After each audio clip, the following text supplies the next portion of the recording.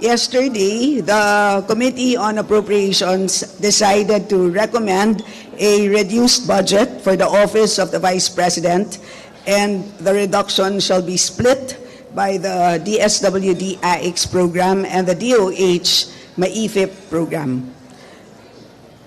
So ipapaliwanag ko lang po na ang decision na ito ay isang committee decision.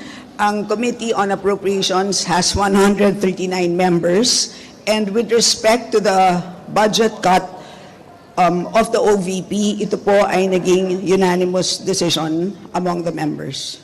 At lilinawin ko rin po na hindi pa ito final approval ng Congress. Ito po ay recommendation pa lang po ng Committee on Appropriations for the plenary.